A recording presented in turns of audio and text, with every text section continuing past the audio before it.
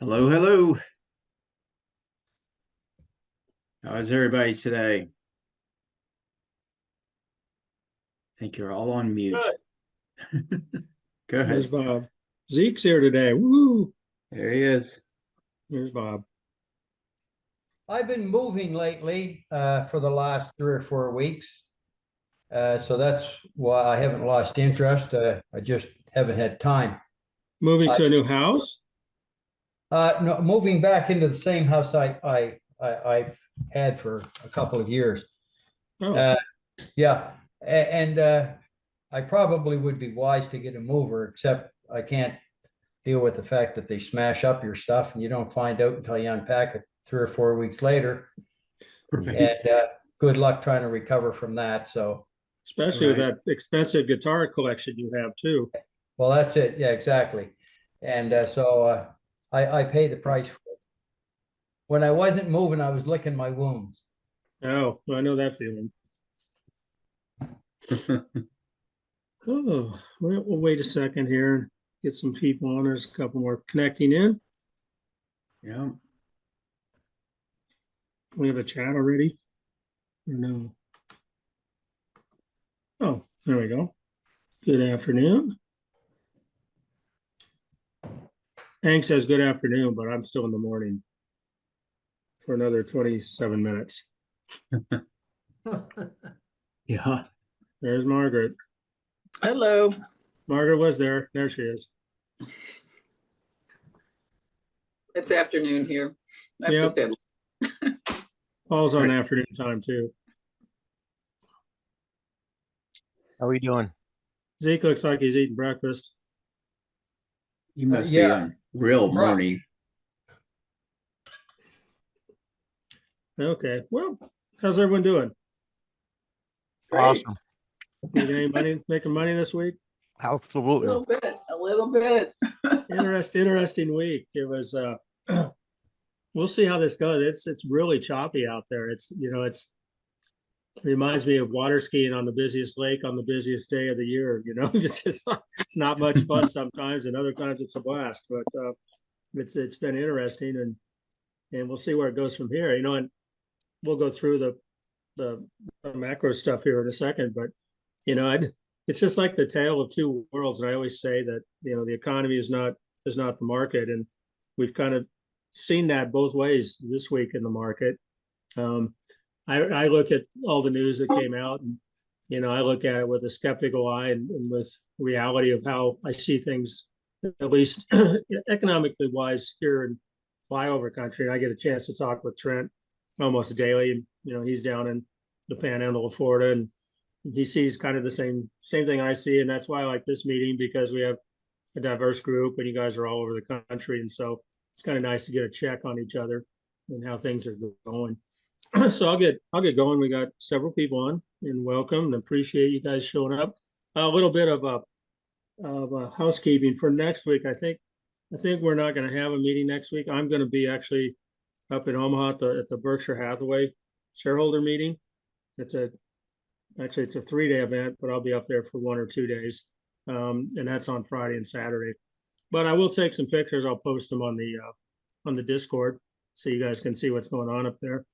And I think Trent's got a show. His wife has an art show next week too, right? Yeah, that's right. She's got a show in Destin, Florida, and Friday's set up. So I'm her Sherpa for the day. Okay. And so I I'll be remember doing last that. time we did this, when you were setting up, we just saw you in the background moving tables around Right. all the time. So Yeah, I honestly would like to be a part of it, part of the meeting. So this one I think is going to be a little bit crazier. So okay. yeah. So we'll just not have it next week, and we'll move forward from there. Unless you guys want to do it a certain other day, but we can try. But right now, Friday's out for me. So Works. That works for you? Works for me. All right, we'll take a day off. Okay, let's talk a little bit about inflation. Let's talk a little bit about the GDP. And the GDP preliminary reading came out, and it showed that the economy expanded an annualized 1.6%, and we were expecting 3.4%. It was 3.4% in the previous quarter, and the forecast was 2.5%. So it marked a slowdown for the second consecutive quarter and the lowest growth since the contractions in the first half of 2022. A slowdown was seen for consumer spending also, mainly due to a fall in goods consumption, while spending on services rose faster. So looking further, the government spending rose way less. And we've always looked at GDP and said, well, the reason we're seeing high GDP or good GDP or positive GDP is because the government spends quite a bit. But government spending was only 1.2% versus 4.6%. And that's a huge part of the GDP, which is why you're seeing probably the number go down. And expects, and exports slowed also, 0.9% versus 5.1%, and imports soared. So we're sending more stuff into the country than we're sending out. And imports were 7.2% versus 2.2%. And then private industries subtracted 35 basis points from growth versus negative 47. And residential investment jumped double digits. So that was one part of the day. And the second part, because it shows that growth was slowing, the second part was the U.S. Core Price Index, the CPE, for the first quarter. And the Core Price Index for personal consumption expenditures in the United States, which excludes food and energy, rose by an annualized 3.7% in the first quarter, accelerating from the 2% increase in the previous 3-month period and above an estimate of 3.4%. So it jumped quite a bit. And also the headline index rose by an annualized 3.4%, and that accelerated from a 1.8% increase in the previous 3-month period. So again, this is for the quarter, but that was quite a shock that the inflation had jumped that much. So the GDP report was kind of the worst for both worlds. We had economic growth slowing and inflationary pressures moving up and persisting. And the Fed wants to see inflation start coming down in a persistent manner, but the market wants to see economic growth and corporate profits increasing. So Janet Yellen she's always one of my favorites to pick on, and she's kind of easy to pick on. I feel bad doing it, but not that bad. She came out and she told Reuters on Thursday that the U.S. economic growth was likely stronger than suggested by weaker than expected data on a first quarter output. The U.S. economy continues to perform very, very well, Yellen said in an interview with Reuters, responding to the Commerce Department's report showing that the U.S. gross domestic product grew at 1.6% annualized. Yellen downplayed the inflation jump, and she said, and she did not see that as indicating that unemployment needed to increase or other areas of the economy needed to cool to return inflation to the Fed's 2% target. And I personally don't see that we're ever going to get back to that 2% target anytime soon from what I'm seeing. So today, the PCE from March came out, and the personal consumption expenditure price index in the U.S. increased 0.3% month over month in March, and that was the same as February matching forecast. So we're still seeing it go up 0.3%. Prices for services went up 0.4%, and goods rose only 0.1%. The annual rate edged up to 2.7% above forecast of 2.6%. So annually, you can see it went up another 0.1%. Meanwhile, the monthly core PC inflation, again, which excludes food and energy because we don't use food or energy in anything, and as a preferred Fed inflation measure, was steady at 0.3%, the same as in February and in line with expectations. Separately, food prices decreased to less than 0.1%, and energy prices increased 1.2%. And finally, the core inflation rate was unchanged at 2.8%, and the market thought it was going to fall to 2.6%. So today, the market, it didn't really have that much of an effect on that. Of course, we had earnings come out last night with Meta and Microsoft, and that helped the market today. Some other things that came out that were interesting, U.S. personal income. So U.S. personal income rose by 0.5% from the previous month in March of 2024, accelerating from the 0.3% increase in the previous month and in line with market expectations. So personal income receipts from assets rebounded. It was mainly due to dividends that they're receiving, not really increase in your salary. Compensation for employees increased just slightly at a slower pace at 0.6%, even though wages and salaries grew at the same rate, about 0.7%. So then when U.S. personal spending came out, so remember, personal income rose by 0.5%. Personal spending in the United States increased by 0.8%, so 0.3 higher than your income, your spending is. Spending on goods. Go ahead. Right on the credit card. Yeah, you're exactly right, Margaret. And you probably wrote this for me, because that's, when you look at the charts, and I can show you charts, personal savings rates have gone down to about nothing. And you can see the credit card expenditures and defaults on credit cards going up. So people are funding their lives basically on the credit card. And why is that? 65 to 70% of the people in this country live paycheck to paycheck.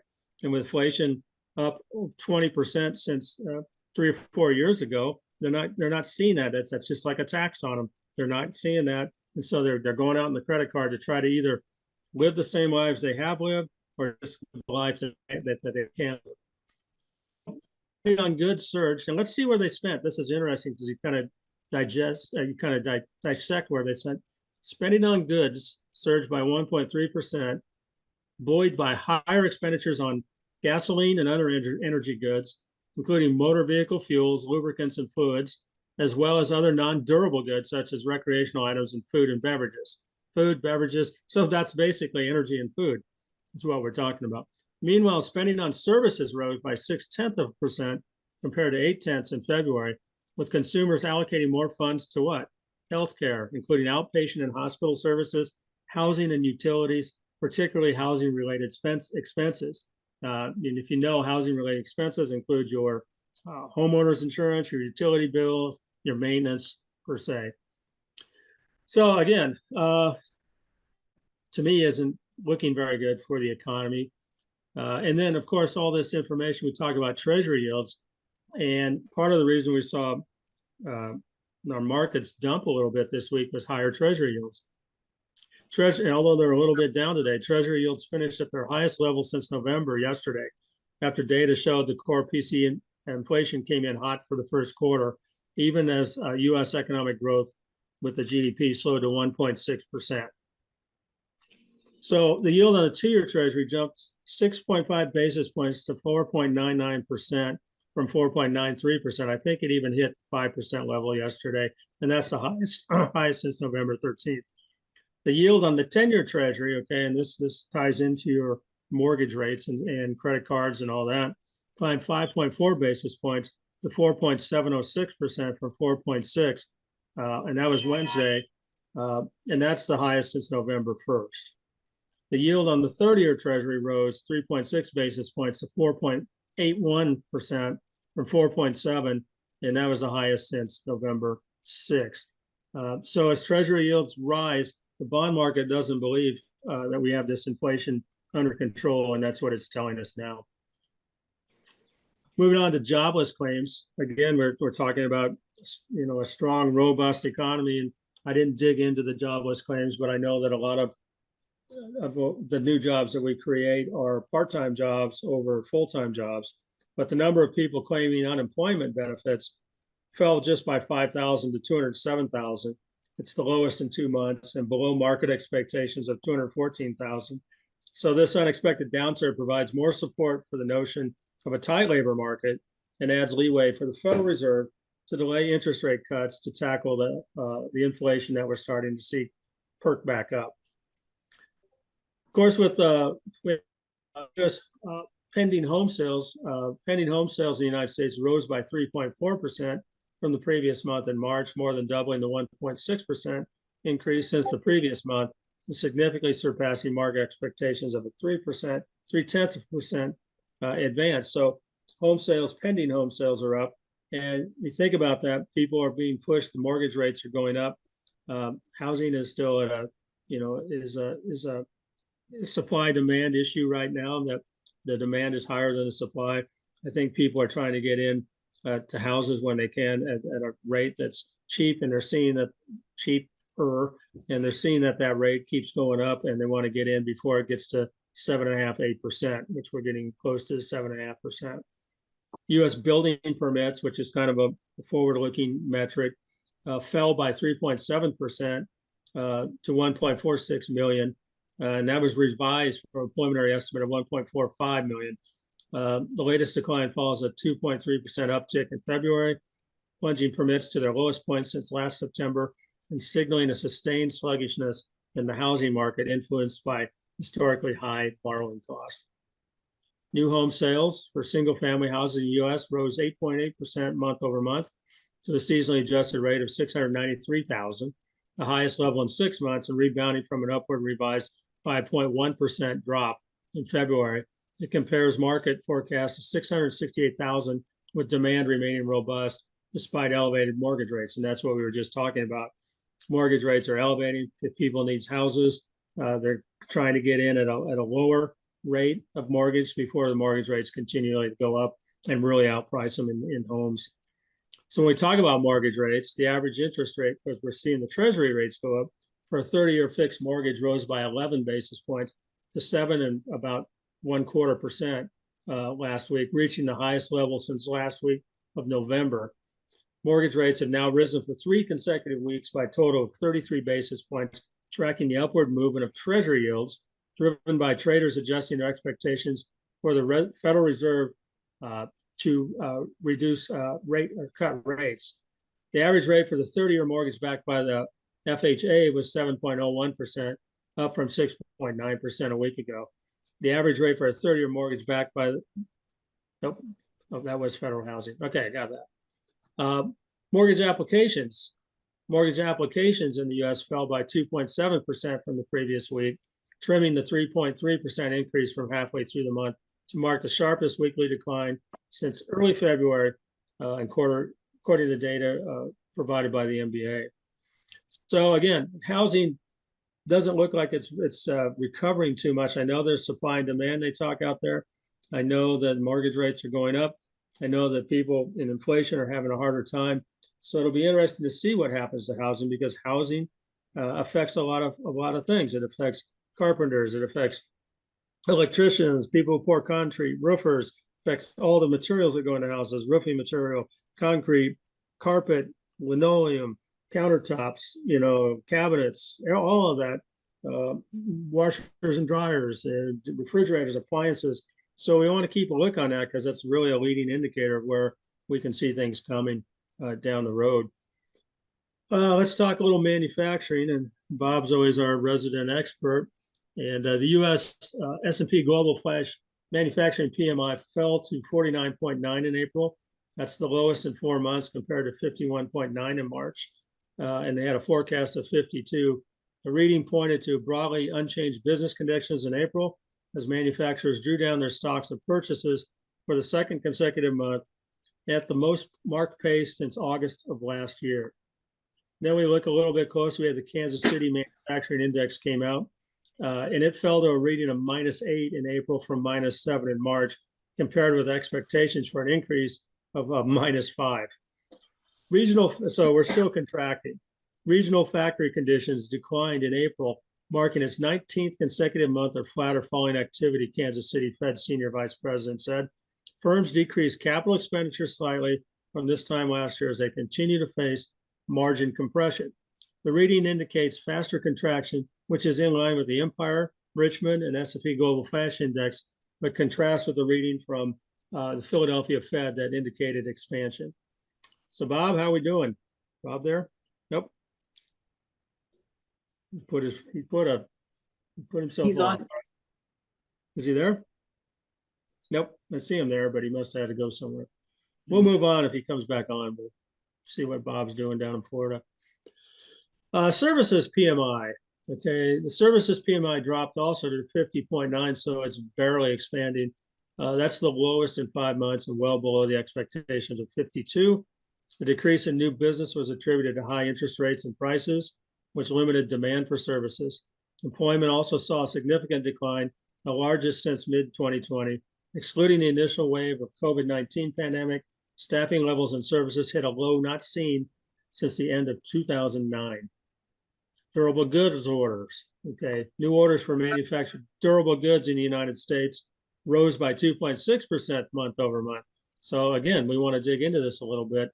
And that was following a downward revised 0.7% growth seen in February. So last month got revised downward from the level it was at.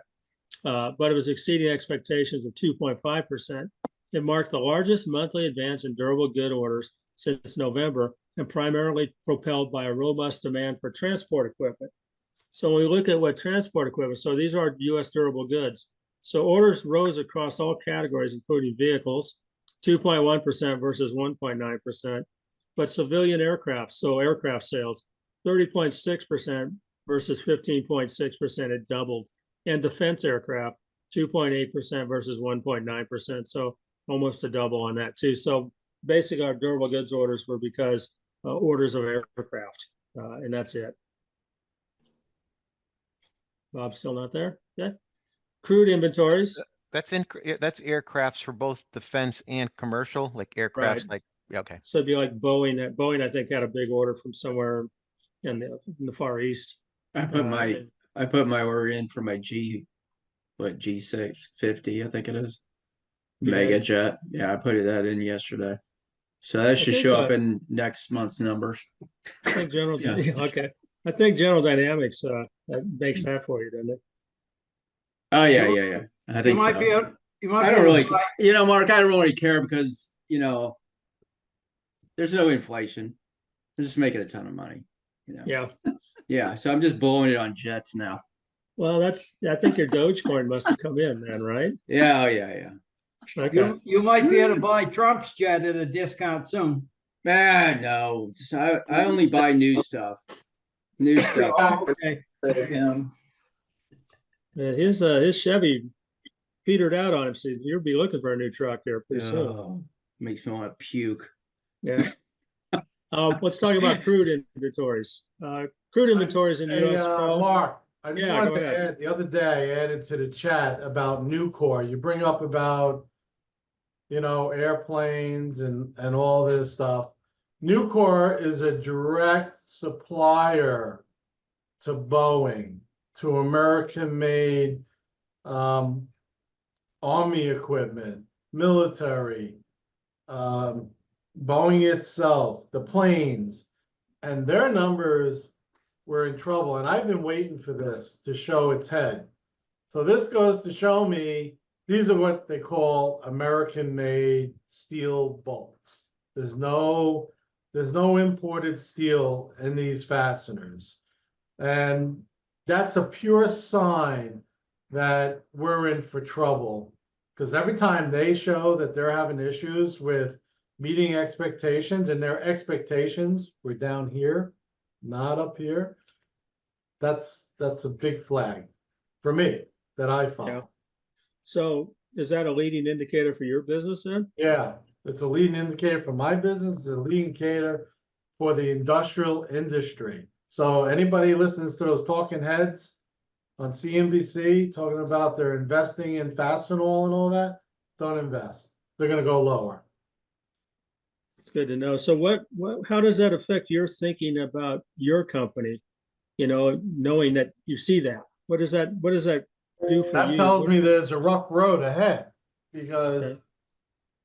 that's telling me the demand is still dropping for fasteners in our industry. That means contracts are being let but not being executed on.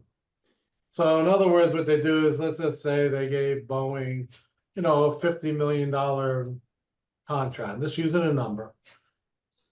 And what they do is they don't release, like they release the actual contract, but then they have to fund the contract so work can begin. And typically when they release these contracts, they're waiting for the funding, or should I say, print more money so they can pay for it. Right. And that's what happens with those type of contracts. And that's why we're all seeing our bids out there, but they're not moving forward. They're just sitting. So no follow-up. They're just sitting on someone's desk, basically. Yeah, and we keep following up. My salespeople keep following up, and nothing's happening. These are bad. These are all bad signs. And So Bob, if you flash back to like 2004, 2005, 2006, I assume you were in the business at some level. You'll see the When same thing. when did you see that? That's Initially, 2000, you started to see that in 2010, you saw the fall off.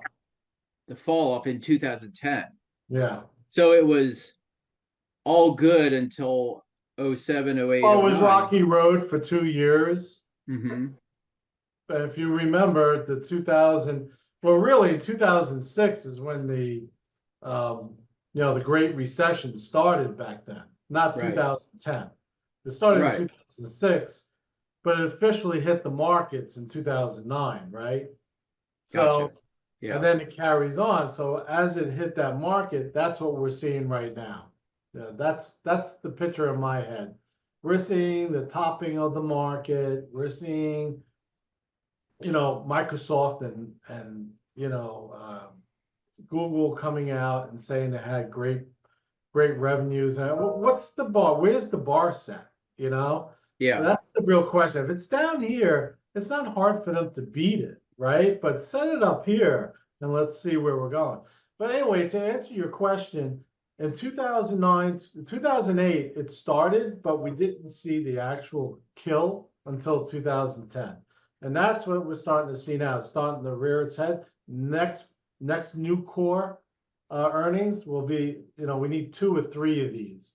When we see 2 or 3 of them like that, that's the start of the bad show. So really, if I'm interpreting what you're saying correctly, we're probably 2005, a year from now, when we're going to start to see blood in the streets Next year, to you're gonna some see- level, start sipping Yeah. in. The next year, you're gonna start seeing blood in the streets after the presidential election, because we all know they're gonna drop rates, right? And they're gonna push up, they're gonna drive up, Inflation. exactly. Drive up inflation, lower interest rates. If they drive down the long-term rate, then housing's gonna take off. And that's gonna be like the balloon being filled with helium, right? Right. But housing will only take off if people have jobs. So it's really crucial that employment stay up and people make money, and that their paychecks exceed their expenditures. And we just saw a chart that shows that their expenditures are higher than their paychecks. Bob, so But none of that, surprises me. I don't know how closely everybody watches the real estate market, but I watch it every day in my neighborhoods, in my area. yeah. And I would tell you, probably out of every 10 houses that are coming on the market that actually go to contingent are coming back on the market. They're out of that 10, at least 4 of them. And that's a high number. And I'll tell you what my thoughts on that is. It's 2009, 2010 again, where they're undervaluing. Let's just say that the house sells for, my area here, nothing's less than $1 million. Everything's $1 million or more, right? So let's say it sells for $1 million. The banks, if they're going for a mortgage, 50% of the homes in my neighborhood here are paid with cash. Okay, 50% are not, which are usually the lower numbers. So if they're going to go finance that $1 million, the bank is saying that house is worth $750, not $1 million. So you better bring about 400, 500,000 to the table to get the mortgage on that $1 million house.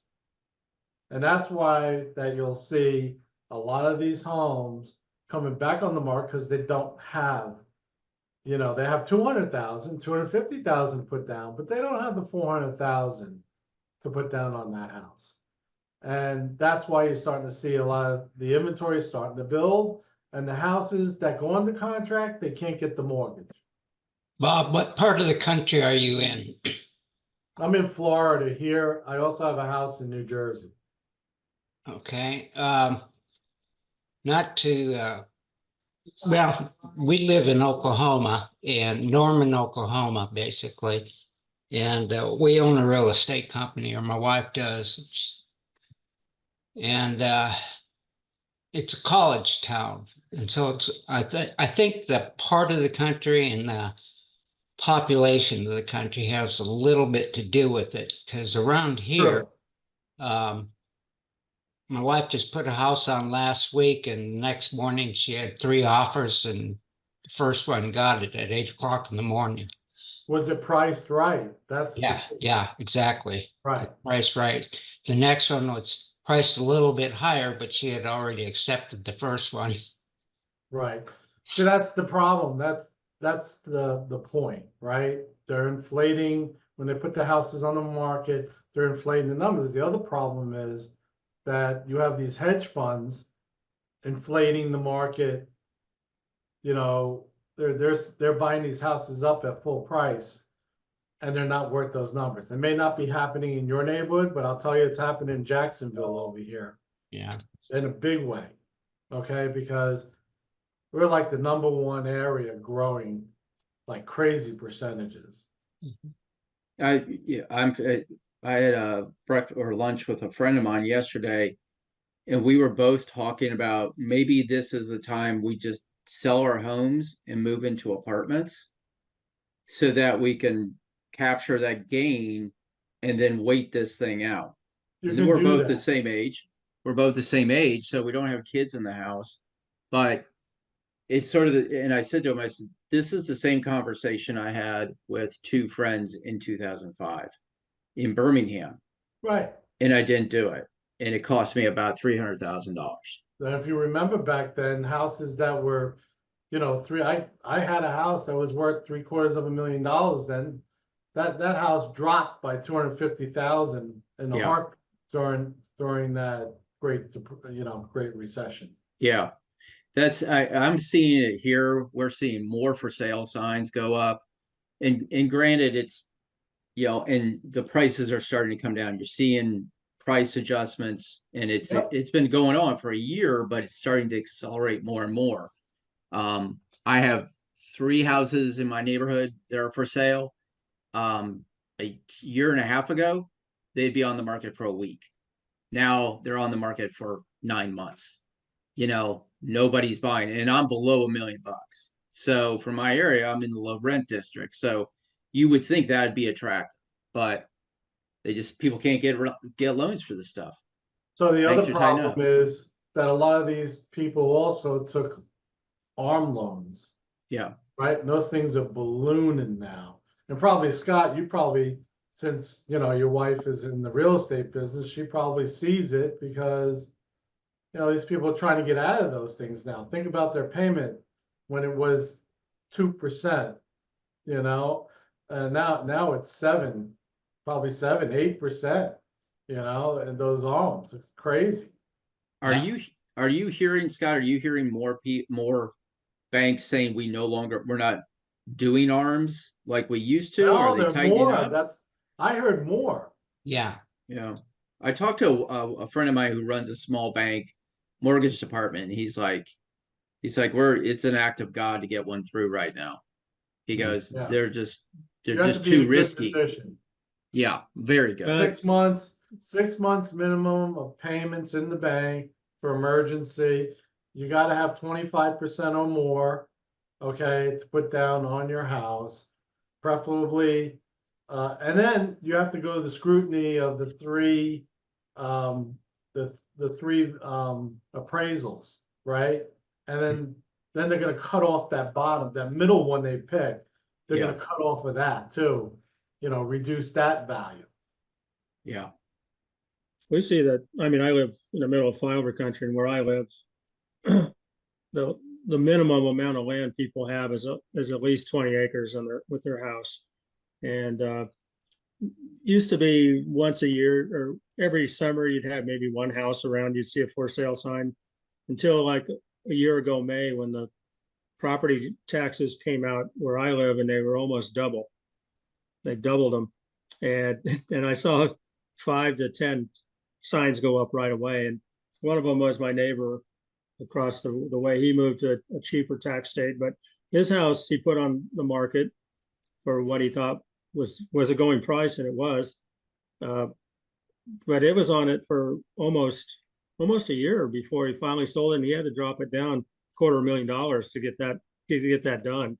And Wow. that I was like, it was like before, like you said, Trent, one would go on the market out here and it'd be gone in a week, and not anymore. And that's right out here. And I constantly get letters from these realtor companies, that farm management or lawyers who want to buy my farmland out here, and they're in the cash. We'll send you cash, and here's what we'll send you, and of course it's way under what it's worth for me, but I see a lot more of that coming out, and there might be people that are actually in financial trouble that would take that, discounted cash right away for their land and get out. But I'm seeing Yeah. a lot more of that too.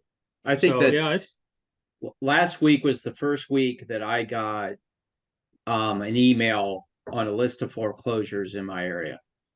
And that hasn't happened in years. And they're not the most, they're on the north, they're on the bay, they're,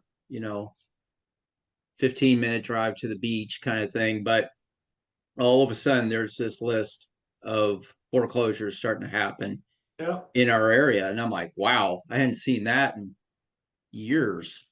Well, I mean, this is the kind of information that I like about this group, because you're certainly not hearing this on any financial CNBC show. Exactly. Yeah, you're not. And it's interesting, that we got Oklahoma and the Midwest. You guys are down in the Southeast.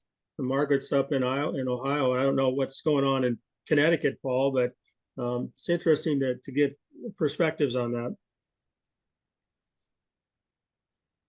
Anyway, I just there looked you up I just looked up foreclosures, and I was surprised to see that there's foreclosures in my area. I'm like, wow, I never Yeah, they don't talk about them, Paul. Look at Yeah. cars, even luxury cars. I'm talking about, BMWs, Mercedes. They're repoing these things like candy now. Well, I need to so- buy a new truck, so I'm gonna start looking for There you go. Look for a So deal. yeah. Where do you go for repos? I see that there's a guy out in California, he has a YouTube channel, and he talks about the economy. And he Yeah. went out this week, and there's huge sale yards out in Palm Springs or somewhere. And he just walked, and there's like hundreds of thousands of cars out there just sitting in these empty parking lots and at empty airports that are trying to be sold through, and they were mostly all repos. It's Yeah. amazing with the repos, and you're starting to see, same things happening in credit cards. You're seeing that too, but you never see that, and I prepare for this meeting, and I put together the data. Now I'll go out and I'll watch, like today's market and CNBC, and they bring their experts on from Wells Fargo and Morgan Stanley and JP Morgan, and they're like, the consumer is resilient and spending is great and blah, blah, blah. And then I come and talk to you guys. I'm like, man, we live in two different worlds, the Yeah. world of them and the real world of us, Of reality. of reality. Yeah. So, But all right. just these indicators are huge in it. Really, if you just sit and wait and just keep your money on the sidelines, sit and wait, you can pick up some nice real estate soon. That's what I'm doing. I'm sitting. I keep telling my wife sees these houses, I says, just relax. This is gonna fall. It's just a matter of time. Yeah, And- real estate and toys. If you want campers or boats, toys, or I get any toy I want now, before Yeah. you couldn't get them, right? I mean, we're watching now because I'm in kind of the old car market, and Jan will show me, hey, look at this one. It's a really good price. You couldn't have got it, a year ago. I said, well, let's just wait a year. It'll be even half Too that, soon. Yeah, Yeah, it's way too soon. unless they really need the money. Yeah. Yeah. So I agree with you on that. And it's so weird, Bob, because I feel like I've been transported back to right before the great financial crisis, and kind of a combination of that and the dot-com bubble, Yeah. and that's just the feeling I get, Yeah. Yep. It feels the same to me. But if you go back and you look at, the newspapers, and I think I showed it once, even before, the great financial crisis and all that, and the bubble and the .com bubble, they were talking about soft landings, all the Fed and everybody. Soft landing. You can go, and they're side by sides. They almost look like the same story they're writing today. You know, So, it's so another note on cars, all these electric EVs, they're selling them, how GM and Ford are making their numbers hit their numbers. They're selling those cars to the second market. oh, they are. Yeah, they're Hmm. dumping them because they can't sell them. I What's bought the a second? car for my daughter about a month ago. And they had this beautiful Hummer there and everything. And I couldn't believe, the guy was trying to sell it to me. I said, listen, no matter what you say, I will never, ever buy an electric car. I won't Okay? either. It's just not happening with me. Me And either. I made my mind up. And the guy's like, oh, it's such great deals are giving. I mean, I could take 20 grand off this car for you right now. It's not even worth that. So the other day, I'm watching a YouTube with this guy that, him, his father and son they hold this channel. And they took a Mercedes Benz that had 500 miles on it, electric EV, $125,000 car, had 500 miles on it. They put it into the Kelly Blue Book to see what it was, what the value of that car was today with 500 miles on it. Anybody want to take a guess? I would say about 60. Yeah, you're right there. 67,000. That's the depreciation. Crazy. Who Yeah. would ever buy one? It's interesting because The guy who's the guy who said, who just gave in and said, fine, I'll buy it for you. Didn't Yeah. realize what he was buying. So if you want My- to get a cheap car, there you go. Right? Don't buy It's them it- new. it's interesting because this week Rick Santelli, he does the CNBC. He's from the bond market. He does all the economic Yeah, I reports. know. Yeah. He brought up for the first time quite a bit stagflation, is what you're talking about there, Bob. And Yeah. and Steve Leisman, of course, he's like, oh no, everything's fine, and He's an asswipe. Sorry. he is, yeah, I can't even watch him anymore. I'm like, he will go through. He looks so hard at those 200-page reports, and he'll find one thing, and he'll say, here, look, here's one good thing right here. So this isn't such a bad report. So- Steve Leisman, if you said you wanted your eggs over sunny side over, and it kept bleeding, you'd sit there and say it's not bleeding. He would say, yeah, it is bleeding. Okay, it's just he's total opposite. He puts whipped cream on everything. Yeah, he's a salesman for CNBC, and they're all that way. So Agreed. I'll move on a little bit so we get through this. So that's good discussion. And it's good to hear because that's what we need to hear. It kind of puts you in perspective on markets. Even though we swing trade, we do invest too. And so you want to make sure your investments are safe. And these kind of things got to be in the back of your mind all the time when you're talking about that. This week, the Fed put out its financial stability report, and it was last Friday, the financial stability report. And this is what they said. Higher than expected interest rates amid persistent inflation are perceived as the biggest threat to financial stability among market participants and observers. And I thought that was interesting because the higher interest rates are because the Fed put them there. And the persistent inflation is because the Fed didn't do anything about it when it first started. It was transitory. So it's almost like they're saying we're responsible for the whole thing. I just found that interesting. Wasn't too much as far as Fed speak this week. Austin Goolsbee said last Friday that progress on inflation has stalled, and he's usually pretty much a dove, meriting a pause to permit incoming data to offer further clarity on how the economy evolves.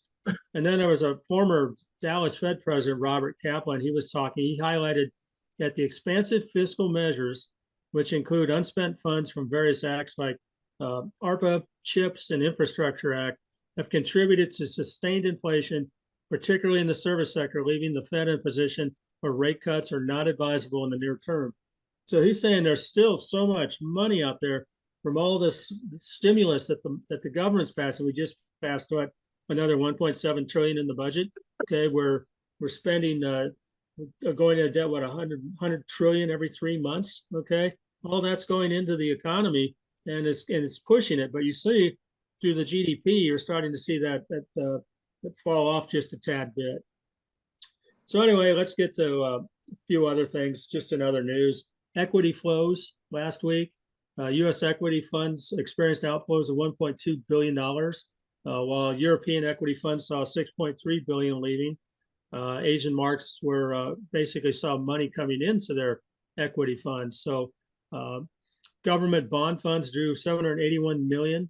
High yield bond funds received 647 million. And corporate bond funds attracted 2.3 billion.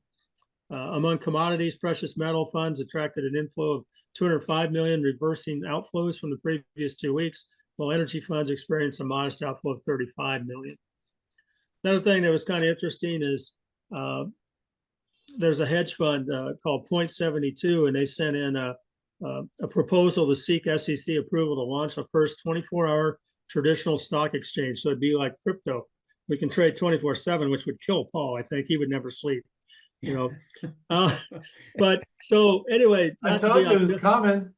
Yeah, well, we've already got him on the crypto market now. So so the largest stock exchange in the world is reportedly gauging an interest in becoming an around-the-clock operation. According to the Financial Times, the New York Stock Exchange analytics team is surveying interest in after-hours trading. Financial Times says the interest is largely driven by a 24/7 world of crypto trading, which saw a huge increase in retail investors during the 2020 pandemic. So it'll be interesting if that comes online. That's going to adjust your swing trading a little bit. You're going to have to put some stops in. So is BlackRock going to go to 24/7 trading with its trading platform? If think about that, if we go to 24/7, everyone's going to have to do it, I would imagine. I would love to trade when I want to trade. It should be. I mean, I think it should be. It should be a free market, and you should be able to. I mean, crypto is perfect for it. I think it's great, crypto, because you can pick the times. Yeah, and like that time when Iran invaded Israel, it gave us a great buying opportunity, right? But the regular market wasn't open. Yeah. These are all opportunities. Let's talk about California because it's my favorite state to pick on, and I used to live there. I lived there twice. So California's unemployment insurance fund is structurally insolvent due to a $55 billion in fraud and overpayment during COVID-19, leading to a growing $21 billion unemployment benefits loan from the federal government the state is unable to pay down. In 2020, California borrowed $17.8 billion to continue payments from its unemployment insurance fund, a number that is projected to reach $20.8 billion by the end of 2024 due to insufficient payments. With unemployment projected to grow from 804,000 to 930,000 in 2025, benefit payments are projected to grow, barred any legislative changes, from $5 billion in 2022 to $6.8 billion in 2025.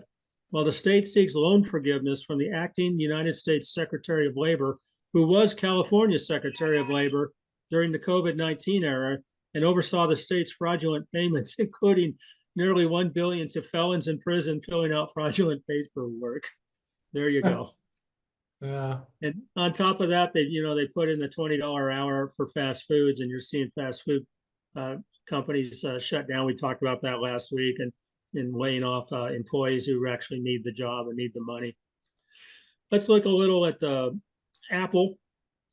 Apple smartphone shipments in China, and Apple will release earnings next week. Smartphone shipments in China tumbled 19% in the first quarter of the year, the worst performance since 2020, as its dominance in the high-end segment came under pressure from Huawei's new product launches, market data showed.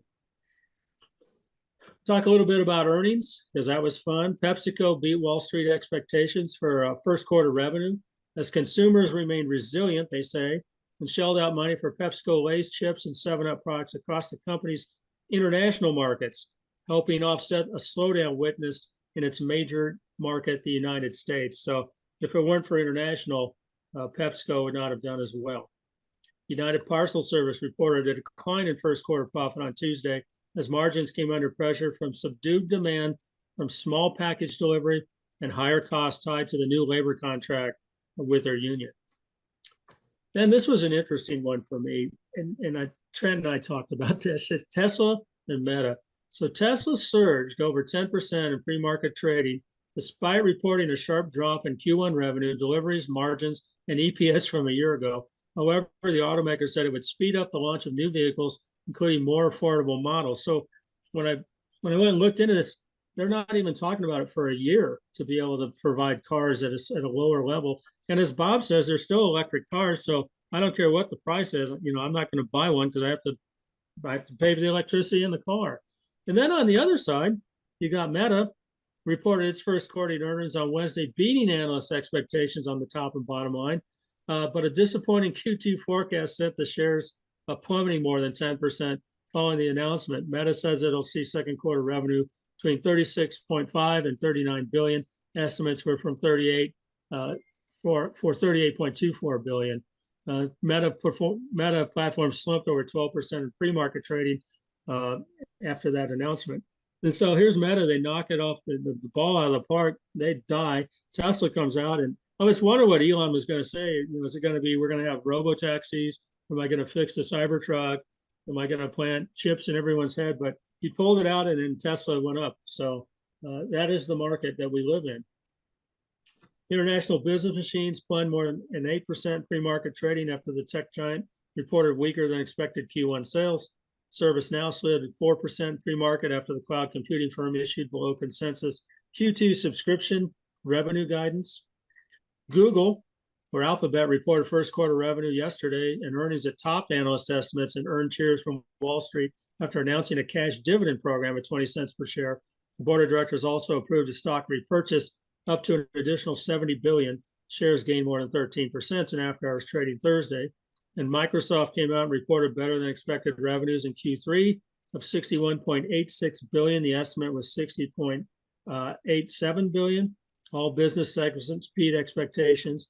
Productivity and business processes hit 19.5 billion, 19.57 billion, and the estimate was 19.54. Personal computing came in at 15.58, estimate was 15.07. Cloud 35.1 billion, the estimate was 33.9 billion. Intelligent cloud revenue 26.7 billion, estimate is 26.25 billion. So it looks like Meta and Google came in, or Microsoft and Google came in and kind of saved the market today. So far, I haven't looked at where we're at, but it was up pretty good.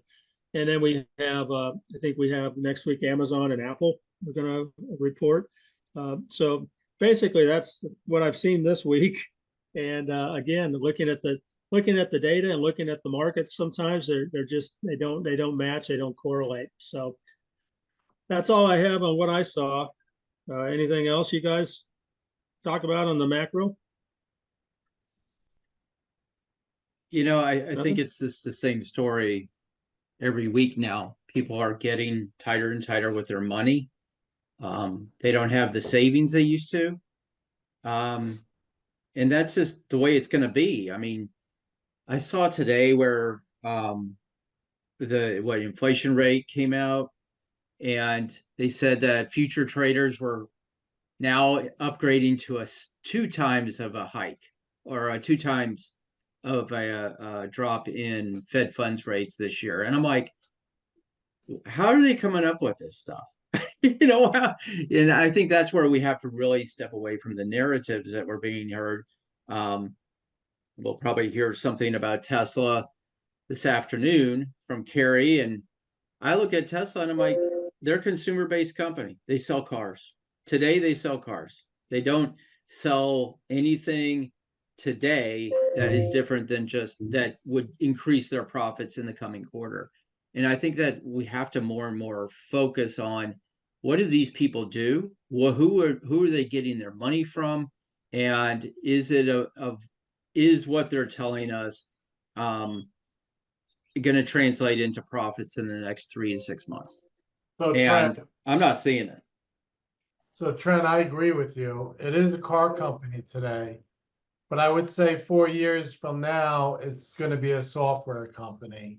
You know, Bob, I don't disagree with that- you. I disagree with you. But okay, that's fine.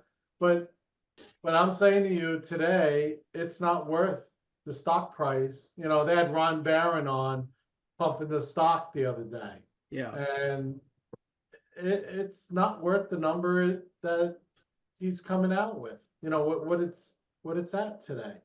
To me, it's, it's a $75 stock. That's what Well, it's, Yeah. I look at the same thing, Bob. I look at, okay, and everyone said, well, you should have been in, Amazon way back when. I'm like, well, why would I want to put my money in Amazon or Tesla? Because the promise and the hope in the future is they're going to do something big. Hell, I'll put my money in a treasury bill until they get to that point. Why would I lose that opportunity cost of, watching a stock do nothing for years until Yeah. they get to that point? Once they get to that point, fine, I'll get into it, and I'll trade it up, but until that time, the opportunity cost of waiting for this hope that something's going to happen for me just doesn't make sense. No. I think, Hang asked the question of, how do you combine fundamentals and technicals together? And, fundamentals is about making money, increasing revenue, increasing free cash flow, increasing profit, profitability, margins, that stuff. And you look at that and you look at these companies that are stagnating. And so when you look at that, you go, okay, how is the market interpreting this? And bizarrely enough, it can be very deceiving because like Tesla came out and said they're doing bad, this, that, and the other, and the stock jumps 10%.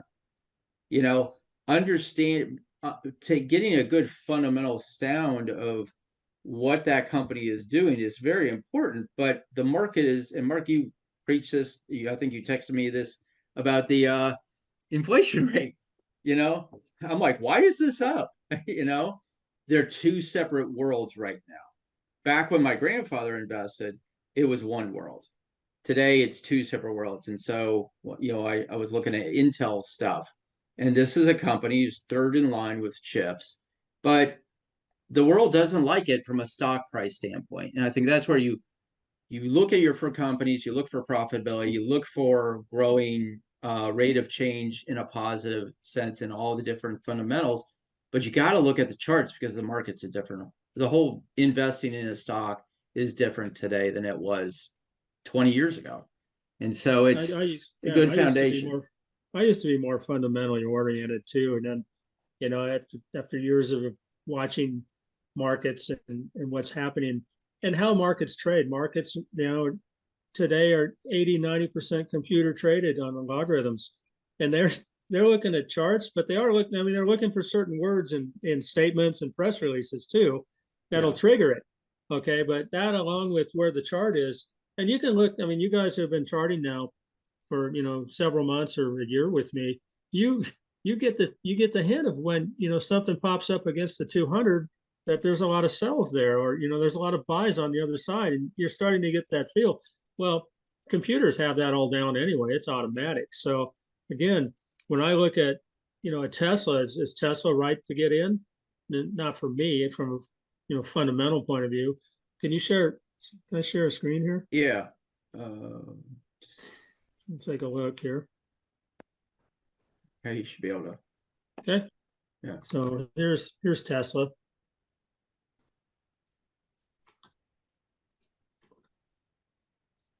So here was our earnings. Okay, and it was on the downward fall. It was following the Bollinger, and then earnings come out and were horrible. And boom, right up above, the 9 and the 20. And today we went up above the intermediate support level. Okay, we'll see. Got a 50, which is hard. Some sells here. 200's way up here. So we'll see what happens. But you're seeing, the RSI that hit into the 50s. Now it's flattening out. We'll see what happens. But, maybe it's a swing trade. Maybe it's not. You got this huge gap right here now on the bottom side. So we'll see what happens with Tesla.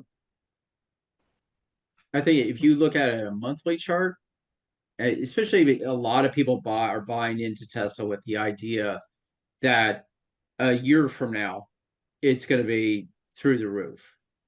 But if you look at it from a monthly standpoint, it is just, it's been going down since its peak in November of 21.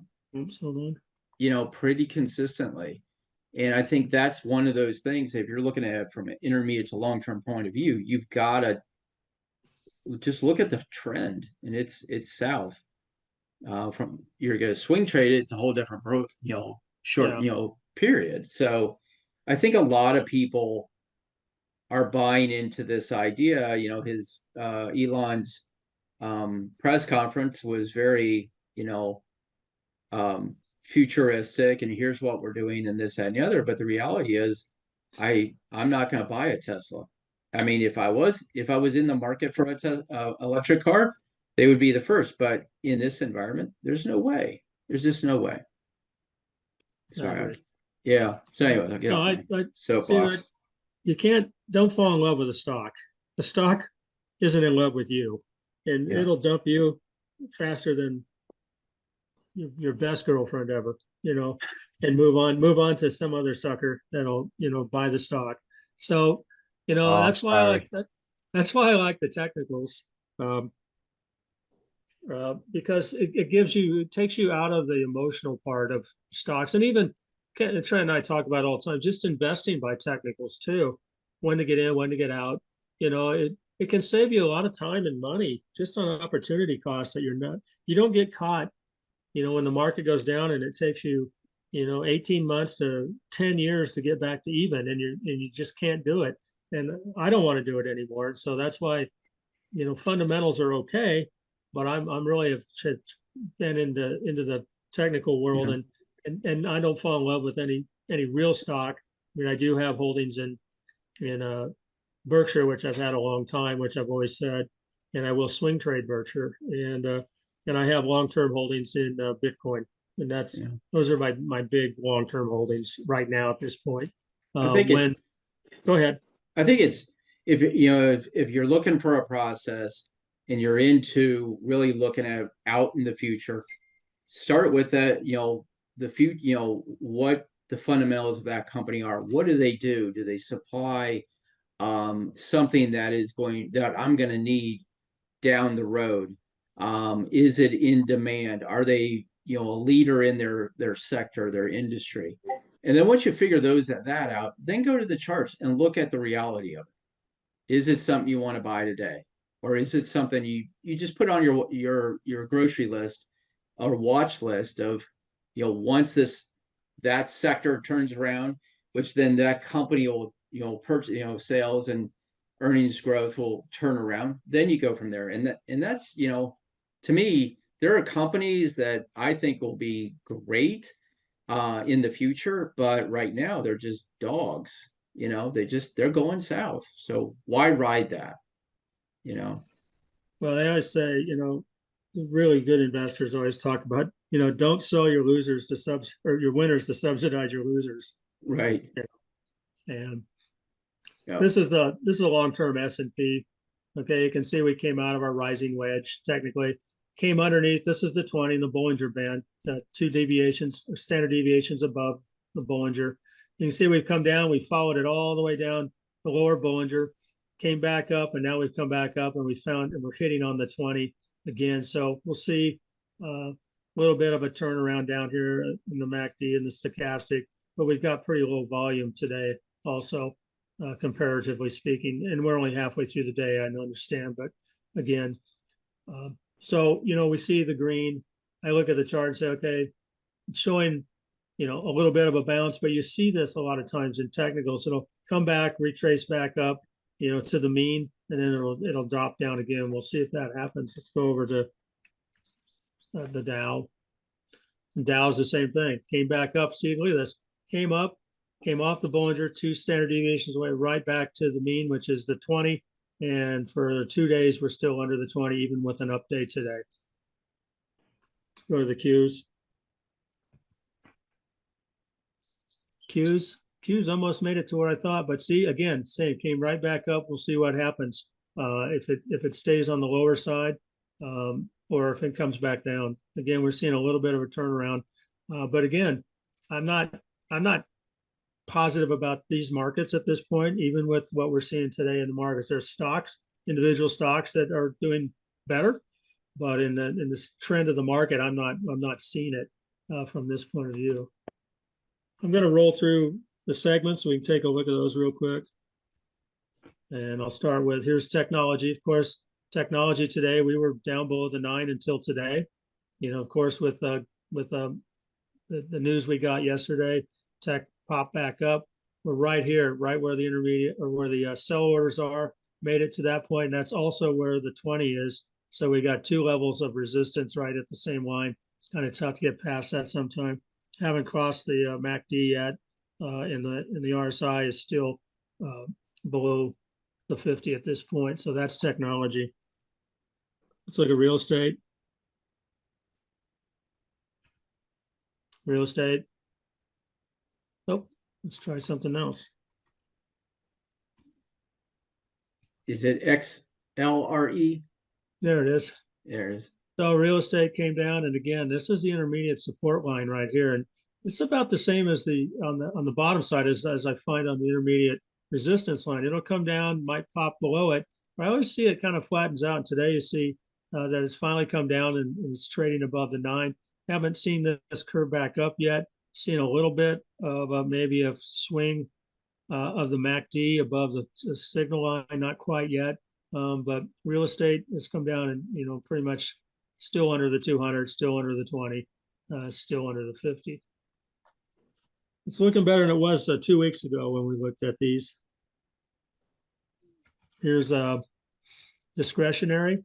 Consumer discretionary has come back this week too. Again, came down, played around the 200, came back up. Now it's above the 9. You can see we came up. Here's where we're finding some sells, and that's exactly where you see it stopped. Crossover the MACD on the discretionaries. Stochastic got an RSI above 50.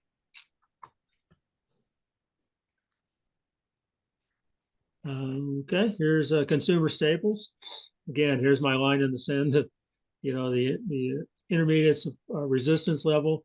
We can go above it, and you can see right above it, you had sell orders. And again, the sell orders are sitting there. That's what happened to it yesterday, right at the Bollinger Band. Today, we've come back a little bit, but we're right on the intermediate resistance level on staples. Utilities. Utilities coming back up. You can see utilities crossed the 9, did pretty well, came right up. What's this? The green line in the sand. It's the intermediate resistance level again. Starting to see a little rollover in the MACD, rollover in the stochastic, a little bit on the RSI. Just a tough level. You always see some sells right above it, just in case. XLB. Here's your materials. Again, we had this long rolling down, finally came back up. We're above the 9 here for the first time today. Okay, but we're hitting right on the 50, the 20, and here's where sells are. So got 3 lines of linebackers sitting right here in front of your price at this point in materials. Communications. Communications took a drop yesterday. Of course, that was Meta that did that. And then we come back up right to the intermediate resistance level. We're trading, look at that. We're trading right between the 9 and the intermediate resistance level. It's amazing how that works. We're still below on the MACD, still below on the RSI. Industrials. Industrials kind of took a little turn up above the 9. We still got the 9, the 20, and the 50 are all pretty much together. And right above us, we have some sell orders. MACD hasn't crossed yet, and we're at 51 on the RSI. So this is looking better than it was, a couple of weeks ago. Let's look at energy. Energy again came back up a little bit. Again, we're right up on the intermediate resistance level yesterday. Stopped, came back down a little bit today. MACD has been below the signal line for a while. It's almost like we're going back to, indecision. Here's your financial services. Okay, right along the, again, intermediate resistance line. Getting crushed. We got on the bottom, we got the 50, the 20, and the 9. On the top, we got the intermediate resistance level, and then sells right above that. There's just not much room on your risk reward on that chart. Financials. Oh, that was financial. Sorry. Healthcare.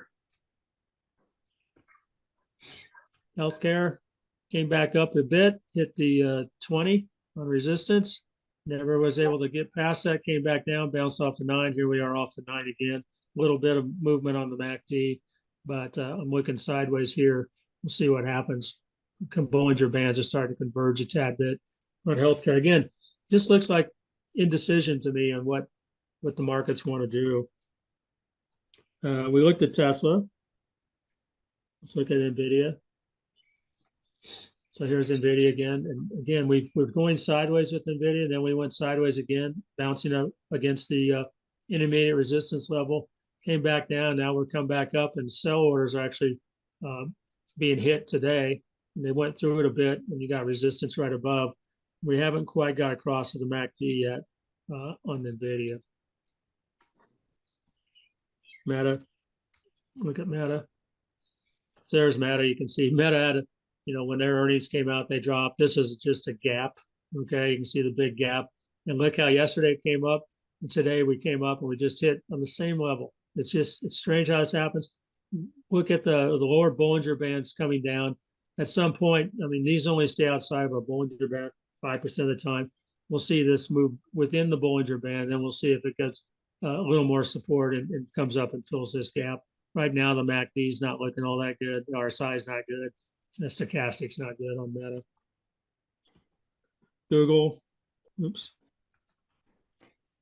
There's a little bit of a gap there on Google. Okay, so it went, and again, this was just moving. It couldn't get past intermediate resistance line. One thing that will get it past is something like they just came out with knockout earnings. It'll just erase all this. Of course, it went way up, blew through everything because it gapped up this morning. We'll see. Starting to come back down a little bit off its high. We'll see what happens with Google, if it comes back to earth or if it continues to go. You see the MACD took off. Everything just took off today. Microsoft. Microsoft had a nice little gap up here too. Okay, but it's coming back down off of its high. Again, it went up, got the 20 and the 50 right next to each other. We gapped above the resistance level. Again, the Microsoft hasn't had a MACD crossover yet for confirmation that this is going to continue to move on. But again, it had earnings yesterday, and that's what happens. Netflix, after last week's earnings, it's come down. It's just moved sideways. And right here is where the sell orders are. You can see 1, 2, 3, and it's just kind of following this is similar to what we just saw. We came down, we're outside of the Bollinger, and you can see it moved right into the Bollinger, but we're still seeing a downward movement trend in Netflix. The 9's coming down. We'll see if the 9 will come down and cross under price action. We still have the MACD is not looking good. The RSI is not looking good. Still on that list, but you'll see that on Netflix, you still see this. A lot of times it'll come down, move sideways, and wait for the moving averages to catch up with it. And Apple. This one's next week. This one should be interesting. This one's kind of had a little bit of a charge in it. So up above the intermediate support level, trying to get past the 20, which was a resistance above the 9, but we're still seeing the 9 moving down. Do have a little bit of a pop on the MACD. Got some sells above. We'll see what happens with Apple. It'll be interesting. But after looking at what's happening in China, I don't know what they're going to say unless they move into some AI. We'll know next week with Apple. It's like, what would Apple have to do and say to reverse its course right now? Like, it would have to be pretty magnificent, I would think. You would think. And I'm not an Apple follower. Does anyone else have an opinion on Apple, Paul, or do you follow Apple? I think if they have a product that entices people to switch out their phones, which has happened in the past, then it's going to be good. I suspect they're going to come out with some attempt for silver bullet, and I would think it'd be a new phone, so you got to switch out your phone. But that's about it, right? Yeah, that's what I think. Do you think? I mean, you look at Tesla, and they're bringing out a lower model car. Do you think that Apple would have to do the same in the economy we've been talking about? That are people going to have the money to go out and, I don't know what Apple's cost, $1,000? Yeah. I don't, I have a Android, so I don't know. Well, the difference between Tesla is they have tremendous competition coming in from BYD, and the EV sales are just dropping from, more people are going to the hybrid. So they got a challenge with their sector. Where Apple, you have a bunch of subscribers that are loyal to Apple. So they're just waiting for that new watch, that new Apple. I know I have a lot of friends that switch out their wearables and their phone every time they come out with a new one. And Yeah. I haven't, because there's really nothing for me to do. Um, but Nothing enticing you into that, huh? yeah, but it won't take much to entice me to get another phone, because I just don't want to be late in the cycle. I think I got a 14 now, and you want to be able to trade it in. Trade it in, you get, $500 or whatever you get for the $1,000. You pay a little money, you get the latest and greatest, but you're ready for the next cycle, which could be 3 years afterwards. I never want to have an old phone with an Apple, and I love my Apple. I love my phone. So I think that I'm not alone there, and I think that's what Apple has, is a loyal clientele. So So do you think they're going to do that and that's going to happen next week?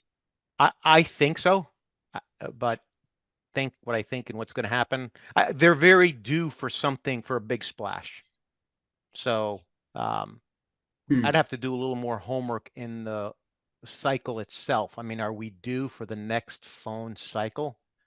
It seems like we are, but I wouldn't, trade on that. I mean, I am trading on that. I shouldn't say that. When Apple goes down, I'll buy a little bit, because it's, to me, it's slower as it's ever been. And like Tesla, people like Tesla. People, I'm not excited about Tesla, but you can't deny that people love Elon Musk.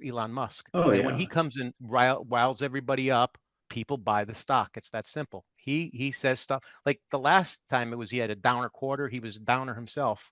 But this time he's all excited and he's saying this, that, and the other thing, and people go. It's not really Tim Cook this time. It's the Apple product line if it comes out. So something exciting. So Yeah. I think that the Tesla is more based on Elon Musk, where Apple's more based. It's got a foreseeable future. Apple's not going anywhere. Tesla may be, BYD might come in. Other car manufacturers or people may not want to go to EV, not for many, many years. But everybody's going to want another phone shortly. So So, that's my 2 cents. so I'm just your choice. If you had to get a new phone, Apple phone or a new guitar, which one would you do? Well, I got my new guitar. It's my new Okay. used guitar. So Can I you got make my calls on that? No, I can't trade on it either. But Oh no. I say Apple is I mean, what's going to happen next week where it's going to make this thing go down lower? I just don't see it. You know, Well, I, I'm maybe revenue's down and again aren't or earnings and maybe they just have poor financials. What well, if they are Warren going to have Buffett more. sold next week? Oh, there you go. You'll have something like that where someone makes That would be Warren an dumps it. event. But I doubt it the way Warren trades. You know, like he bolted out of the airline stocks. I'm thinking about like I just don't. I just see better days for Apple ahead. Personally, I don't see better days for Tesla. I do see better days for Apple. I don't think So you see just that Yeah, in the short run now. yeah. It's hard to say. I I don't mean, I mean they're a consumer based company. I have to But go buy their consumers are in products trouble. and the consumer's in trouble. I think that's where you really have to look at this big economic picture. Um, when it comes to these luxury type of products. I have I think an iPhone 14 as well, or something like that. And I don't see myself buying a new one until the software or the operating system is so, big, it kills my phone. So I don't know. It's buy a phone or buy you know, a couple, 4 week, 5 weeks of meals, is I think that's where we're getting to at this point. that was my question. That's a good point. How many people are going to be able to afford, I don't an know. Apple? And my point with Tesla was Tesla has to make a less expensive car for more people to be able to afford it. Does the same apply for Apple? Yeah. I think I mean, do most people buy an iPhone or an Android via the plan? Like if they go through AT&T and they just mix that into their payment? Most Yeah, they people trade it in. do. They trade off. Like, I mean, like I just pay outright for mine. So like Same I here. own mine. It's disconnect. I can go to AT&T or T-Mobile or whoever. But do most people come in there who are excited about the new iPhone and say, "Hey, I'll sign another 2-year contract with AT&T in exchange for a phone"? That I can see people doing for Most sure. people do that, Trent. They do. Okay. Most people do not buy their phones like we do. Yeah. Like I buy mine directly from Apple Uh-huh. and I buy them unlocked. You know, I can go to any carrier I want. Yep. Okay. The problem is when you go to AT&T and buy it from AT&T, it's usually locked for AT&T. Right. Yeah. I That's like to be able to move where I want. well, and I learned that years ago, and that's how our whole family buys phones now. But you have to pay up front to do that. Up front. Yeah, Yeah. So I agree. does that so if most people buy it via their carrier, does that translate into Apple sales when that happens? Okay. Yes. So Because the then, phones have to get bought from Apple, right? But right, it's at a discounted number. It's not at, you at the know, A full retail price. number, not like Yeah. you or I buying it from Apple. Yeah. right? right? So if for the argument of what Paul is saying, if the phone is so significantly different and has that big change that would, oh, I gotta have it, I could see that, could be a boost to Apple's earnings if majority of people, as you guys said, majority of people buy it through their carrier and they make monthly payments on them. But I mean, in the There's past nothing number of significant. years, what's that? There's nothing, I have the 15. It's not nothing significant in the 15 over the 14. I've had the 14, I have the 13, I have all the series. There's nothing significant in this to make somebody want to buy. I will tell you the camera is astounding. Yeah. It's just amazing. Other than that, nothing else is different. Yeah, I guess that's where I'm looking at this going. They would have to come out with something extraordinary for me to go purchase a new phone. And I haven't seen it. For me, like my daughter, she's got a $5,000 Nikon camera that she hasn't used in years because the camera lens in her, I think it's the 15 is the highest one, Yeah, is so much better than the Nikon camera it's she has. amazing. Yeah. Yeah, And and she you know made what? It's just so simple to use over those very, complicated cameras. I yeah, will tell you what they have I have the Ultra watch that has made milestones in its development. that's the iPhone or Apple Apple Watch? Watch, yeah, the iWatch. They have Hmm. what they call Ultra. Yeah. That has significantly changed from the lower series. Does that one actually read your track your blood pressure and all that? Everything, yeah. See, I've actually thought about getting one because I'm on this major awareness of my health.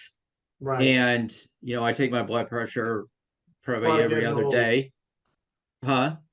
It's part of getting old. Yeah, I'm turning.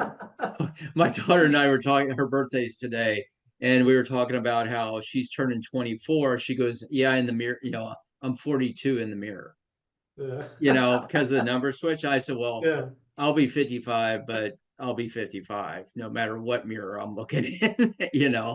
But that's one thing I'm looking at is that would, if I can get an iWatch that would do all of those things and track my health and all that, that to me I'd go spend the money on that because right. that's It's a good worth the utility. money. And not only that, Yeah. but the battery has been significantly improved. Like you can wear this watch for 2 days without Mhm. charging it. Wow. And to Big me, that is something that would be interesting, but I'm also, 55 and versus a 18 or 20-year-old, you I know. can And wear this, you can the go Citizen. diving with it. I've never had to wind this Citizen. There you go. What's Yeah. that, a Timex? I got it for $50 as a Citizen. So Never web wound. services, Apple's Still web looks service is a nice. big part of their income, Trent. It's not just the Apple Okay. phone, it's their services, the reoccurring. If you have an Apple, you have to Yeah, pay them that- money, right? Yeah. That's growing, Paul, also. Yeah. It is growing. It is, their revenue channel. But when people, are you gonna put gas in your car or are you gonna go for the services, right? Right. The Apple TV, you know, that's why Netflix is doing so well with streaming, because none of these guys, Disney, Apple, Warner Brothers, none of them can compete with them on the streaming part. And I they're meant their phone fucking right. services. Their Huh? phone, you have to pay your phone services, the cloud storage and Yeah, their web services has grown, yeah, not necessarily their channel. Everything associated with the services with the phone, yeah, another Yeah. yeah. revenue I stream. mean, I use iCloud and all that, but I mean, that's a $3 bill a month, you know? They're not gonna get rich off of that. No, For me. they've got to capture more. Um, I I mean, just think Very better cheap. days are ahead. I think they're Yeah, going but through this I guess what we're relating to, it's down the road. I don't think it's just like Tesla. I don't think it's here now. There's some Yeah. time.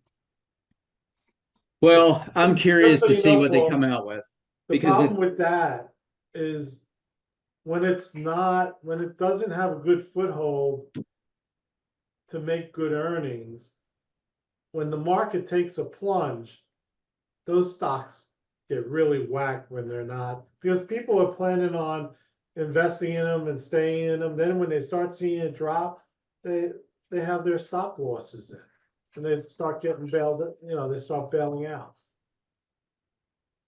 yeah, interesting. Well, it'll be interesting next week to see what they come out with Yes, since they I are. would like to know if Berkshire sold any of its. It'll be interesting because, he didn't really buy that, Bob. His lieutenants talked him into Yeah, I it. know. He Yeah. was not sold on Apple. His younger generation there has been pushing him into these, buying these stocks. And when you say younger generation, you mean people our age. When you look at his Yeah, staff. when you look at his age, yeah, Yeah. yeah. But I think even younger than us. I think like 40s. There's a few guys I there don't- that are in their 40s. Yeah, I'm not sure what Abel is. I'm not sure, but yeah. So it'll be interesting. Like I said, I'll be there next week. It'll be interesting to watch all that, see it again, and see how it is without Charlie for the first time in it forever. Yeah, that's going to be a different situation. Yeah. So, well, is there anything else? Look at one stock, BBVA. It's a bank. We had a lot of good hitters this week while he's looking it up. There was a lot of good swings this week. BBBA, V as in Victor, VB. BB, Bob, Victor, Alpha. Bank Argentina. Okay. By the way, we didn't talk about Bitcoin yet. I have that chart. I have that chart lined up here for us. So we'll take a look at that too. We'll take a look at that too. Let's not skip over that. All right, we'll get that. Well, hang on. All right. I don't know where my volume went. I don't know where the volume is on this. I lost my volume. Oh, we can hear you. No, I mean on the volume of my chart volume. It was Oh. higher. What's the volume on this daily average volume? Oh, sorry. It's over 1 million. Is it? Yeah. Okay. See, it's here. It hit the intermediate. Right here, we're hitting cells again. You Yeah. know? Where is it? Banco Bilbao Vizcaya Argentinaria ADR. So isn't Argentina like devaluing in their money and everything right now? Actually, yeah, they are. This and Cadence Bank, which is out of Mississippi, CADE, they showed up in a screen I ran um recently, and right against the Intermediate resistance. yeah. Yep. Same as here, here. Their earnings were pretty in this case Cadence was really good, and that's why you saw the jump there Yep. 4 days ago. But I was wondering about the whole um, smaller banking sector, and if they don't have a lot of commercial real estate exposure, they're making more money on higher interest rates. Will there be a rotation out of high beta tech into something like this? I don't know, but it's definitely something of interest. This is your regional banks here. Yeah. So really, it's got a couple of layers of headwinds ahead of it to make a difference. Yeah. By going along the theory that they're going to consolidate the banking system through this higher interest rates and portability of money, it's probably very few. Here's our Bitcoin. Bitcoin just kind of, when I look at it, back out, it's just kind of heading ever since it made its big run up. It's just kind of been in a It's sideways. like consolidating. It has, yeah. I mean, you can, depending on where you move this to, it'll change it around a bit, but for the most part, it's just kind of like what we're seeing. It came down, hit the Bollinger Bands, came back up, hit the mean. It's just kind of hanging there right now. Isn't it historic? Isn't it historically after a halving though? This is what it goes you sideways. See? Yeah. It goes sideways for the most part. Yeah, that's what I've read. And it's after the halving, which is 12 months from now, 9 months, whatever it is. That's when it blasts off, allegedly. I don't know if it's going to do it this time. I'm getting kind of questioning it. Yeah. Well, I mean, if you follow it and I follow it. I've been following yeah. for years and investing in So it. why do you think it's not going to do what it's done for the past 3 times? I think it's different now. We have all these hedge funds involved. It's not the same. It's not the same game. But what is the same, Bob? Is it Well, the demand is higher than it's ever been. Right, but I know Right. that Grayscale's been selling a lot. Well, people are getting out of Grayscale because of the Yeah. cost of Grayscale. And Right? I think And BlackRock is offering it for free. yeah. And I think they had some of that stuff that had to be sold in some of those court orders too, from some of those fraudulent. Agreed. Yeah. So it'll be interesting when, everything that I see and I watch is that the whales are still buying. They're still buying daily, the ETFs. I think BlackRock didn't buy yesterday for the first time in 71 days. Well, the guy that has the 100, we call him the 100 wallet. Yeah, Mr. 100 a day. Yeah, he always keeps 100 in his wallet, right? So he bought like 300 over, when Bitcoin did its little dip down. What chart is this? This is Bitcoin. No, what is this, a day? This is daily. Yeah. Daily, yeah. And it dipped and he bought up a bunch. He kept buying 100 every time it would dip. And he just sold it. Yesterday, I think he sold 300 of the 300 he purchased, leaving still a net 100 in his wallet. Huh. So there's a lot of conversation out there. I know who that is, Bob. That's Who is it? Paul. That's Paul. Oh, it's Paul. Yeah. That's about the time Paul got into That's it. the quiet guy, right? Yep. I did buy it during the dip. I cannot tell a lie. I bought Yeah, it. you got it. You got it at what, 63? I got it at 61, Oh, nice. 63. I got three times I put in. I bought, I'm lower than that. but I didn't trade. I'm in the 20s. Well, I just Nice. started.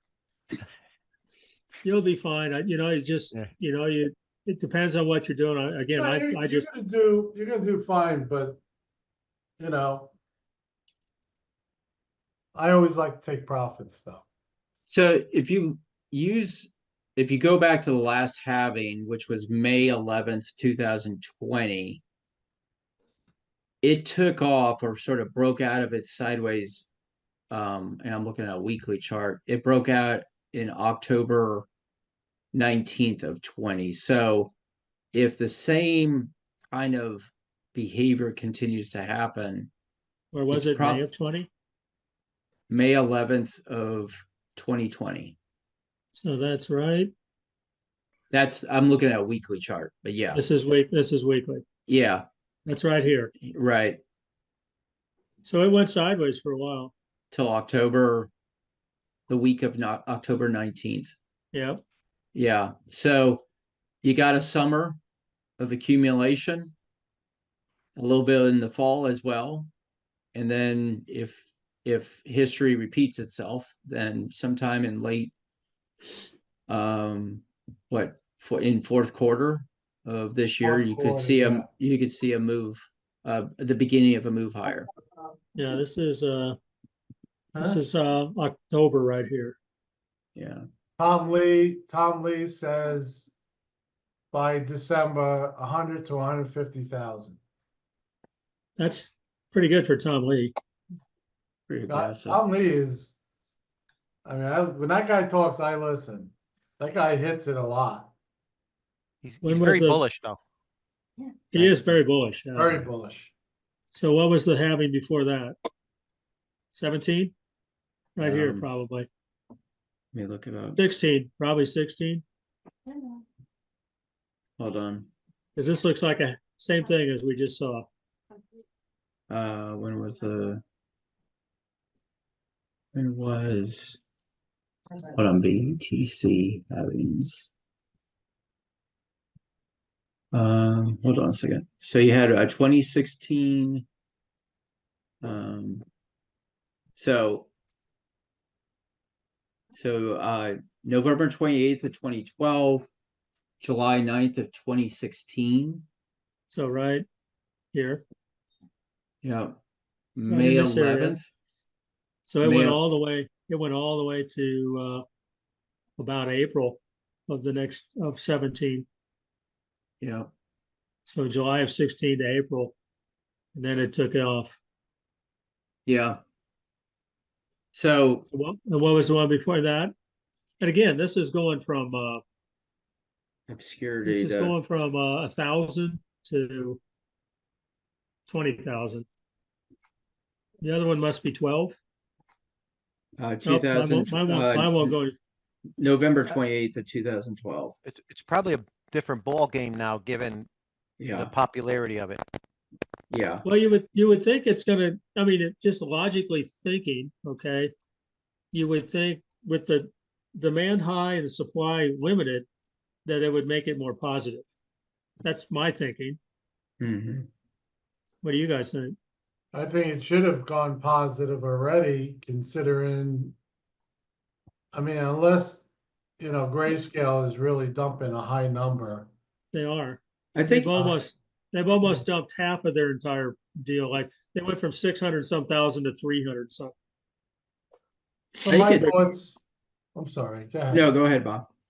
Well, just my thoughts are, we should have seen some type of increase, I would think, since the having started due to scarcity, right? And One thing I tell me if I'm wrong, Bob, but one thing they've said is that we've never had an all-time high before halving before, which is what we did. So maybe that was the run up. yeah, exactly. That's what a lot of the key people are saying. Well, the bull run is over. Well- It was had, right? I think if you think of it from a cup and handle standpoint on a weekly chart, if you go from November 8th, the week of November 8th to 21, you have the bottom cup. You've got the peak in March 11th, 2024, the week of that. I mean, it's now, could it be forming a handle kind of perspective kind of thing and come down around 48,000 or so? And then that would be the move up it from a technical standpoint. Because right now, if I'm looking at a weekly chart, like the MACD's rolling over, the RSI's punching through 70, and the slow stochastic is punching through, was that 80 This is or so? this is weekly right here. Yeah. What I see interesting is that the price action hovers around the 200 until October 20 of 23, and then it pops right over the 200, Yep. Mhm. right? It stays at the 200 for the most part, and then it skyrocketed. Yeah. Yep. And now Yeah. we're just sideways. We're just consolidating and making up. It's not unlike the rest of the market doing the same thing. And like I said, when I was going through the sectors, I'm like, it just looks like we're back to indecision again. Yeah. I Exactly. think Bob, I think your comparison to 2010 is definitely becoming more and more clear as we talk through this. Yeah. Which that would, oh man, that would suck. You know. Change your perspective on what's coming. Oh yeah. I had dinner with my niece turned 4 years old, and we went over to their house, and friends of my brother-in-law and sister-in-law are back in town from Idaho, and they live just on outside of Jackson Hole in the Idaho side, and I guess they have some interaction with some Navy SEAL guys and stuff, and they're all like, yeah, something's big's coming, this is it. And I'm like, really? I've heard that a million times, but I'm looking at how markets are playing out, how the treasury market is playing out. And you just gotta ask, what would this look like? What could this be? So, I imagine the Navy SEAL guys are always on edge. they all The are. ones, the Yeah, special they're always forces I know. guys, the special forces guy, no, they're all that way, Paul. They're ready to roll at any time. Yeah. I've heard that line for 20 some years now, but I don't know. Just maybe. I don't know. Anyways, I don't want to go there. Yeah. Anyways. I got a quick shout out to Mark, the other Mark. Mark, I don't know if he's on the phone right now on the Zoom call, but he had a nice home run with WEN Wendy's. Yeah, Yeah. yeah. And Yeah. Well, Mark, I like Clorox Yeah. Clorox. and IONQ. Yeah. And those are my favorite ones that you picked this week. Well, thanks. I was gonna ask. I mean, I can throw a bunch of them out there that you guys can evaluate yourself. I'm very conservative. I don't get into all these that I throw out there. I've been throwing a lot out there, and I just don't want everyone to think that they're all buys. So evaluate them how you evaluate them. Get in as you will or you won't. But it's easier for me to do that instead of, let me go to IONQ. Yeah, this was. When you put out NEE, I challenged you on that because when I looked at it, I was like, I don't know. What does he like about it? But I think it was more about the wicking action. Well, I think yeah. What you got to look at is, when I put it out, that doesn't mean buy it at that level. Look at, here's IONQ. That's still in play, by the way, the paper trade portfolio. I haven't seen it come close. I mean, it's got a lot of up to go until it hits something, as far as I'm concerned here, with all the oscillators rolling. So that's why we're still in it on paper trade. And knee, this is utilities play. Oops. Let's get this one back in. Oops, here we go. I can get this over. Oh, come on. There we go. Yeah, this one had come up, and yeah, it's recalculated the intermediate resistance level on this one. It was higher before. And I said, when you get into this, you might want to get it closer to, anytime you're on the upper Bollinger Band, I'm really not buying in on that, unless I'm embedded down here in the stochastic, okay, which I'm not. So, I would wait for something to come down closer to your support. The chart looks good, but I want something to give me a better risk reward. So if this would have come down and hit something closer to the support at the 9 and pop back up, that would have been a good play. So when I put it on the chart, don't think that it's a buy right at that level. Use your trading plan. Just like here when we talked yesterday on Bud, okay? And look at what Bud did. I mean, it's above the 200 for 1, 2, 3 days in a row. It's come down and tapped right on where support is, and so you look at a chart like this, you go, well, I might put a buy limit in down here, and see what happens. And if these 3 days you would have tapped in on that, and today you'd be up, So just because I put it in and maybe it's this chart here, look at risk and reward. Here's your reward, here's your risk. And say, I might just put in a limit order below. And I know Margaret does this and she gets frustrated sometimes because it doesn't hit, but that's okay, Margaret. You don't lose either.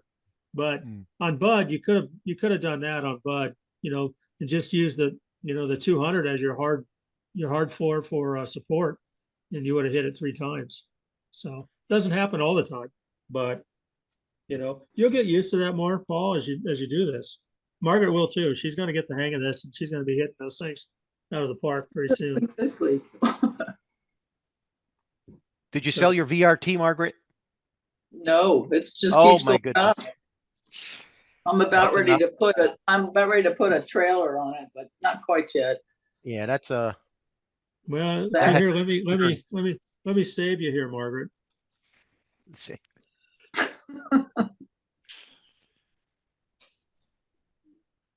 Here's your intermediate resistance level.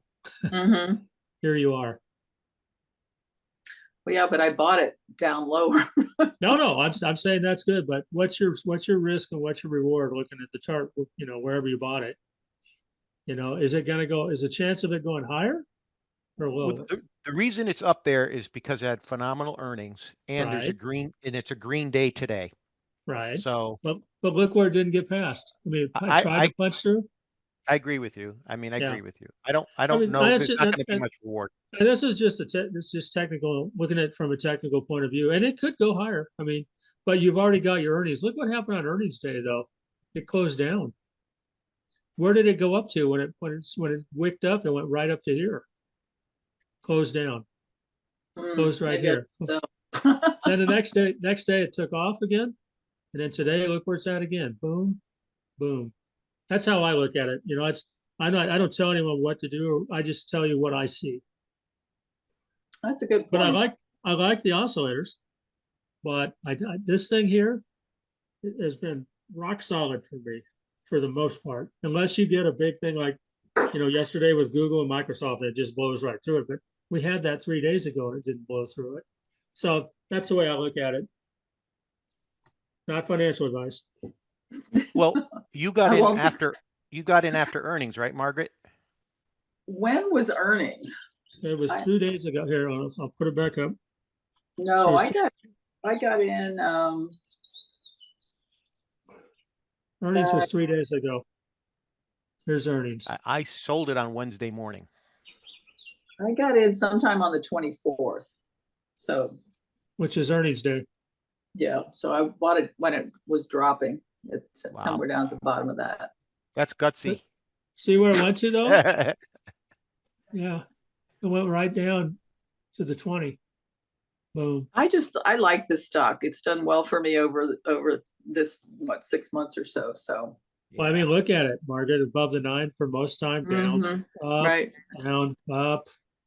Yeah. What's not to like? This right here. Well, yeah, I understood. No, I'm just saying. I might sell it. I still have a good hour. Hey, Margaret. Yeah. Hey, Margaret. It's a nice position to be in. Have they called you to go out on a date this weekend? Hey, who? That's stock. Oh, hell That's, oh, no. yeah. My Maybe rule you- is they have to be maybe more you interested should than my say, horse. Let him go. Dump him. Yeah. dump him. Dump him. She's in a good position because she has you didn't, oh no, you sold your IONQ, right? You sold that. Yeah, I got out of that. I wanted Yeah. to get out while it was up. Yeah, I apologize for that FedEx, Oh, FDX, well. because what happened, I bought it. Chart looked good to me. And then Mark said, well, geez, you got that intermittent resistance. And I was like, all right, I'm out. I saw that after I followed you. Yeah, I rethought it and I'm saying, what am I doing? There's Mhm. much better because Lululemon was out there. There was a lot of other plays. Yeah, here it is right Yeah. here. Yep. So what's going on with copper? Well, when markets are testy, people go to Precious metals. the commodities. There's copper, but it's not just copper. Look at this one. Gold, silver. There's Oh, wheat. Look at wheat. Look at wheat this week. Wow, look at Yeah. that. Oh, Yep. can Now I- corn didn't quite do that, but it's tipping up a little. There's corn. Okay. And then you look at soybeans. Okay. But yeah, wheat took off. And we talked about it a while back. Trent and I had a video on it that, when you start seeing money move into commodities, there's a reason for it. Like Inflation, gold. Yep. inflationary items. Look at it, Yep. things that if we're in a stagflation environment, then that cycle typically is things that inflate with inflation. So your commodity products is a good example. Cost of wheat, cost of copper, cost of eggs, stuff like that. So Here's I have a a- question. Why in the copper chart is there no intermediate resistance line? Or Because can it I- hasn't reached it yet. Hasn't calculated it out because it's not there. Wow. Here's gold. Look at gold, blew right through, flattened. Now where it's at, look where it came back to. Mm-hmm. Let's look at silver. I haven't looked at silver yet today. Silver went down below. Came above, kind of swept above it. This line is just, it seems like once it gets to that, unless it blows through for some reason, it comes back and then boom. So look at this. I mean, there's a gap right there. Then all the oscillators went to crap too on silver. Still right there. I mean, it's right on its 20. And you can see went right down and there's support. Boom, boom, boom. But these things are racing together. So that almost tells me we're just going to continue to consolidate as long as these Bollingers, continue to converge. Mm-hmm. Kind of like back here. I would have thought silver would have did a lot better, but it really hasn't. Well, isn't silver more manipulated by the bigger banks? That's what I've always heard. I'm not a silver guy, but that's what I don't know. I don't know that, but funny you say that. because that's like JP Morgan and those guys, they kind of, who was it? The Hunt brothers tried to corner the silver market once, got Yeah. crushed. Yeah. Look at coffee. Coffee. What's the symbol? I'm looking at the future contracts. Oh, I don't know what the ETF is, but I know there's probably one. yeah. Let's see. Let's see. Coffee ETF. JO. What is it? Joe? Joe. Joe. Look at Joe. JOE. Nope, just Joe. JO. I don't get anything for that. I don't get anything on that. You don't get one? No. Hold on, let me look again. Maybe I jumped the gun there. Let's see, how about is there a CAFE? CFE. Yeah, cafe. Nope. CAFE. No. I'm looking at it. Investopedia. Let's see it. Coffee ETF. How about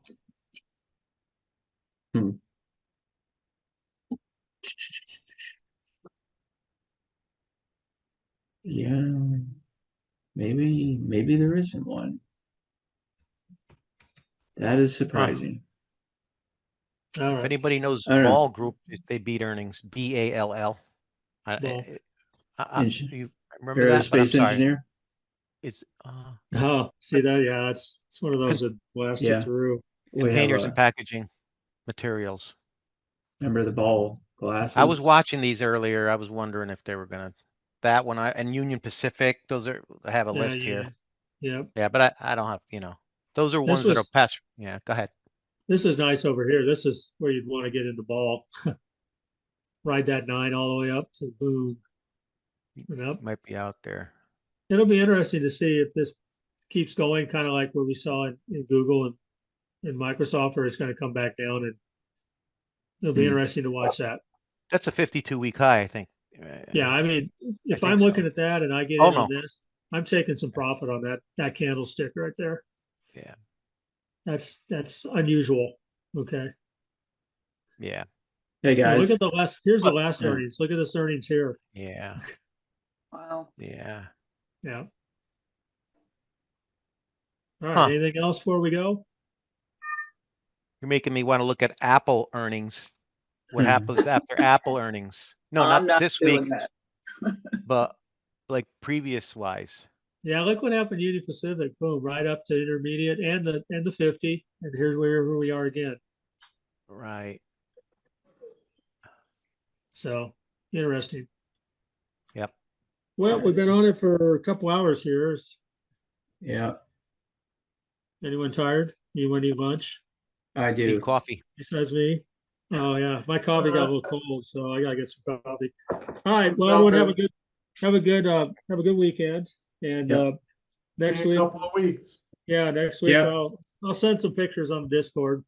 You know, Thank you for Alright. looking for my setups too. I do homework on them, and I think I'm learning a little bit about the setup more and no, more. you're Yeah. doing good. Now Yeah. in fact, you beat me. I have a whole list. You know, I do lists, and by the time I'm starting to put them on, like on Sunday night or Monday, you're already like, how about this one? How about this one? I'm like, damn it, Paul, I got that one.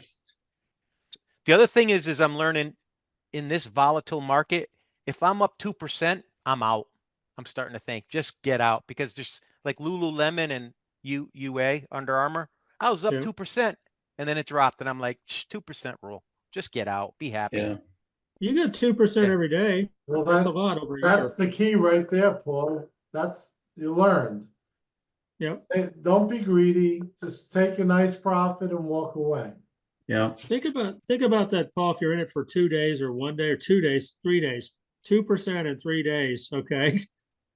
That think about that annualized or monthly. You know, like we're getting almost 5.54% in a treasury. And that, you know, think about that. You're getting it every 3 days. You're getting 2% on your money. Percent every couple of days. you know. I Yeah. think, and a lot of times I look at the oscillators, or I look at a pretty picture, and it makes me want to stay in. Like sometimes like That's called with greed. Lululemon, I'm up 2%, and then it goes right down. I'm saying, why didn't I just sell that dumb thing? You know, I'm not, and I So broke that's- even with it. Yeah. So that's the lesson part of it, right? The punishment, right? The punishment is I Yeah. worked and found a good stock, and then it got me. Eventually you learn, you just turn your back on. There are stocks I get rid of, and then I don't even look at them anymore. I just keep moving on. I'm There's so that many way of too, them, Bob. you know? It's like I throw them away and then I'm done for a Yeah, while. I'm done with you. Move Yeah. on. Until you Don't look it be- up again don't and you be see the married. lines. Don't get married. Yeah. Don't get married. Yeah. Don't fall in love with your stocks. That's I right. think Paul, are you transmitting from the International Space Station today? I'm He's going to the moon. Yeah. I'm gonna go back to the 2%. Thanks, guys. I appreciate that input. Especially if it's a stock that you just simply don't know well. You're just Right. going in and you don't really know, you do a quick research, and if you don't know it, just bolt out of it. Unless you know, like Netflix, like it'll come back. It's a big company, you could work with that, it, or Apple. But some of these other stocks, like there's a reason why Under Armour's at $6 a share. So Yeah. yes, You have to decide, is it a trade or an investment? Exactly. And then Yep. if you get in a That's what trade, when you get Yeah. off course, is it a trade or an investment? It's a trade. All right, I'm out. yeah, Well, if it's a that's- trade, once you get into it, before you get into a trade, you should almost always know where you're going to get out at on the That's top right. and the bottom. What's your Right. risk? What's your reward? Right. well, there's that play against the swing though, because if you see oscillators and it's trending up, you put a trail on it. You know, you don't know Right. that when you entered, but you're kind of making the decision as it's moving. Well, yeah. I mean, but if it's moving a Yeah, but momentum you're up, stopping, yeah. right? You're putting your Yeah. stops in, right? So you Yeah. don't lose. All right. All Cool. good. All right. You guys have a All good right. weekend. Yep. Kerry's got his call at 3. So we may see y'all there. If not, y'all have a good weekend and we'll Yep. go Okay. from I'm there. waiting for those t-shirts. Yeah. Me What too. t-shirts? The Oh, wow, ones that's cool. that Trent's making. Oh, look Yeah. at that. It's on my list of million Yeah. things, right? Fix this, fix that, do this. I'll have to, maybe I can Maybe put you Jan should, on it. maybe I should look at my email. Hey, maybe Jan's that's a got- good idea. Jan's got a press. Maybe she can make them for us. She knows how to, Jan Yeah. does. So she does t-shirts for sometimes. So I'll see what she says. All right. Okay. Take See care. y'all. All right, guys. Bye. Take Bye, care. guys. Thank you.